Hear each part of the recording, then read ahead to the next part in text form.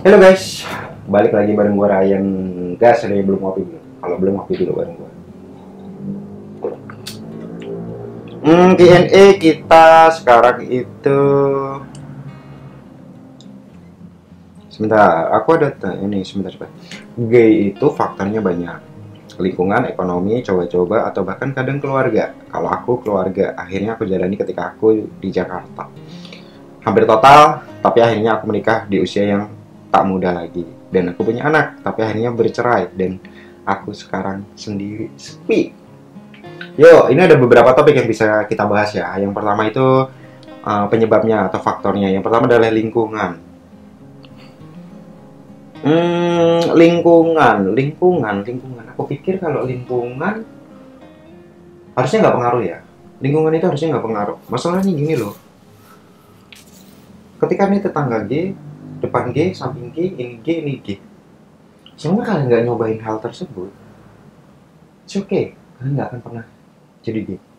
Tapi kalau kalian nyobain, walaupun kalian di lingkungan pesantren atau segala macam, kalian kan tetap jadi G. Jadi aku koreksi sedikit, kalau lingkungan ini menurut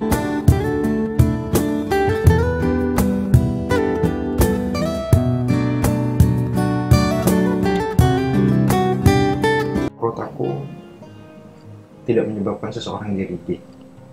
Ekonomi, nah kalau ekonomi ini bisa, kenapa? Dikasih materi, dijajanin, diajak nonton, dikasih duit, yang pada ini dia nggak bisa menolak. Tetap, ini hanya motif untuk bisa menjadikan dia seorang G itu ya dia harus melakukan sesuatu itu tadi. Kalau dia nggak melakukan itu juga dia nggak akan jadi G gitu. Jadi ekonomi itu hanya sebatas motifnya aja. Nah, coba-coba ini juga ya sama bisa menyebabkan ya orang dibilangin disuruh ngejauhin itu malah dia coba-coba. Bener. Bahkan kadang keluarga. Nah, keluarga ini kan kaitannya dengan psikologis seseorang. Mungkin terlalu dikasarin, mungkin terlalu dimanja, mungkin terlalu ini itu gitu. Yang memang tadinya dia ada bibit, makin jadi. Yang dia memang tidak ada bibit bisa jadi awal. Seperti itu, kekurangan kasih sayang atau apapun itu juga bisa menyebabkan seseorang menjadi seorang gay atau LGBT. Akhirnya aku jalani ketika aku ke Jakarta. Akhirnya dia menerima ya semua kondisi dan dia menjalani seorang gay setelah di Jakarta. Nah terus habis itu dia menikah yang di usia tak muda lagi. Tapi sayangnya dari pernikahan tersebut akhirnya dia bercerai. Tapi dia sempat punya anak. Artinya dia bisa melakukan hubungan dengan seorang wanita yang pada akhirnya dia nggak bisa nahan untuk melakukan hubungan sama pria ya ini akhirnya jadi berpisah atau segala macamnya.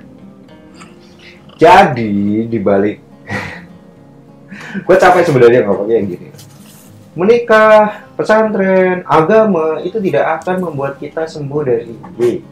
Itu hanya akan sedikit membantu kita untuk menjaga tingkah laku atau perbuatan kita untuk tidak menyalurkan ke arah G. Itu hanya sebagai alat kontrol. Artinya G itu adanya di dalam hati. Hawa nafsu itu kaitannya dengan setan. Kalau kita nggak kuat melawan hawa nafsu setan, otomatis kita akan mewujudkan yang namanya implementasi seksual itu tadi, yang akhirnya kita melakukan hubungan sesama. Itu yang terjadi. Kalau udah nggak kuat nahan hal tersebut, ya nggak cewek nggak cowok,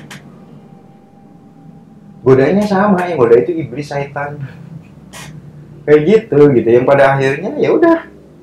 Ingat kalau kita pendekatannya agama bahwa setan itu menganggap indah perbuatan yang memang dilarang gitu. Nah di sini ada kaitannya seperti itu. Jadi yang kita lawan itu adalah hawa nafsu seksual. Nah menikah tidak di usia muda lagi, ya kebanyakan sih kayak gitu ya. Kebanyakan kayak gitu. Pada akhirnya dia balik lagi. Karena masnya mungkin bisek, jadi dia masih bisa untuk melakukan hubungan dengan istrinya. Nah, yang ingin gue garis bawahi dalam hal ini adalah ketika kita mau menikah atau segala macamnya, kalau kalian sudah tahu bahwa pasangan kalian adalah seorang gay, masalah yang akan kalian hadapi yang pertama itu masalah perselingkuhan dengan cowok. Masalah kedua itu adalah masalah seksual, di mana kadang-kadang letal. Seperti itu, artinya keharmonisan dari segi kecukupan kebutuhan batin itu rada-rada kurang lah kalau menurut dari seseorang. Nah, apa yang bisa kita lakukan? Yang bisa kita lakukan sekarang adalah bagaimana caranya itu bisa selaras. Nah, untuk bisa selaras bagaimana gitu? Ya sebenarnya rada susah ya, seorang perempuan juga kan nggak mungkin nggak sih gitu membiarkan lakinya punya gebetan cowok, kan nggak mungkin juga gitu. Tapi masalahnya si cowok itu memang benar-benar butuh untuk ngelampiasin itu gitu, karena kaitannya dengan hawa nafsu itu tadi. Kalau dari gua pribadi, yang bisa dilakukan adalah pendekatan agama. Balik lagi, hanya dengan takut yang di atas saja. Seorang gay atau seorang LGBT tadi, dia tidak akan menyalurkan hasrat seksualnya kepada sesama.